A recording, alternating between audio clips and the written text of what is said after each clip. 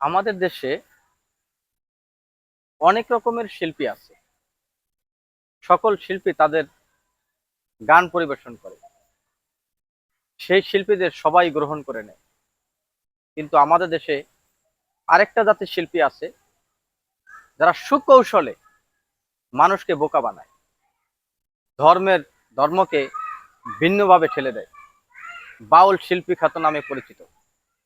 যারা বাউল, তারা পাগল বেশে থাকে, তারা মানুষকে বোঝাতে চায় তারা পাগল, তারা এক একাকীভাবে থাকে এবং তাদের গানগুলো মানুষকে এত মোহিত করে, কিন্তু কোনো মানুষ জানে না তার গানের অর্থ কি, তার গানে কি বোঝাচ্ছে, আমাদেরকে কোন দিকে টেনে নিয়ে যাচ্ছে। আমরা শুধু তাদের গানের মোহে পড়ে তাদেরকে আধ্যাত্মিক হিসাবে মেনে নেই, অথচ আমরা আজও জানি না যে সেই বাউল শিল্পীরা আমাদেরকে কোথায় নিয়ে যাচ্ছে, তাদের কি চিন্তা চেতনা। আমরা বিভিন্ন সময় এই বাউলদেরকে নিয়ে কথা বলতে গেলে দেশের সুশীল সমাজ কেঁপে ওঠেন, তাদের পক্ষপাতিত্ব নেন। কিন্তু তারা শিল্পী, তারা গান গাবে, আমার কোনো আপত্তি নাই। তারা শিল্পী, তারা তাদের মতো তারা চলবে, আমার কোনো আপত্তি নাই।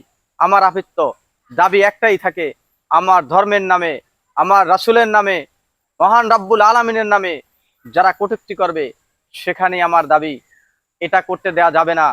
এখানে আমার সম্পূর্ণরূপে সরকারের প্রতি আবেদন থাকবে, এই বাউলদেরকে ধরে আইনের আওতায় এনে তাদেরকে বিচারের মুখোমুখি করতে হবে।